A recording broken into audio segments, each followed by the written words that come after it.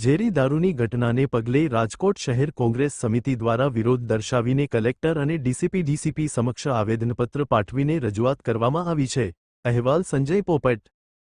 Collector કચેરીએ આજે ગુજરાતની અંદર જે ભાવનગરમાં લઠ્ઠાકાંડ થયો એ બાબતે આજે રજૂઆત કરવા આવ્યા છે કે જે લોકોના જીવ ગયા છે એને રાજ્ય સરકાર દ્વારા સહાય આપવામાં આવે, જે લોકો હોસ્પિટલમાં છે એને સારી રીતે ટ્રીટમેન્ટ થાય રાજ્ય સરકાર દ્વારા, જે આમાં દોષિતો છે અધિકારીઓ હોય અથવા દારૂ માફિયા એની પર કડક સજા થાય। ગુજરાતમાં ભારતીય જનતા પાર્ટીનું શાસન છે, સમગ્ર ગુજરાતની અંદર આવા બનાવો બને છે। નૈતિકતાના રૂપે હર્ષભાઈ સંઘવીએ રાજીનામું આપી દેવું જોઈએ, સ્પષ્ટ અમારી માંગ છે।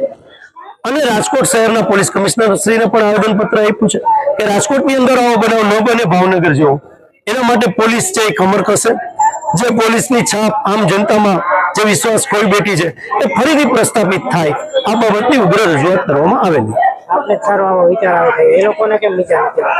રાજકોટ પોલીસ છે એની રીતે કામ કરે છે, પણ ક્યાંક આખી સિસ્ટમ છે ભારતીય જનતા પાર્ટી ભ્રષ્ટાચારી શાસન છે, હપ્તાખોરી વાળું શાસન છે, એટલે ક્યાંક કોકના હાથ બંધાયેલા હોય। પણ ફરીથી રાજકોટ પોલીસમાં અમુક અધિકારીઓ એવા છે, આપણે જોઈએ છે કે કામ કરે છે, એના વિસ્તારની અંદર ગુનાખોરી પણ ડાઉન થઈ છે। જો એના એક બે અધિકારીઓ છે એને જોઈને બધા અધિકારીઓ એના જેવું કામ કરશે તો ચોક્કસ રાજકોટ શહેરની અંદર ફરીથી આમ જનતાની અંદર પોલીસનો વિશ્વાસ ફરીથી પ્રસ્થાપિત થશે।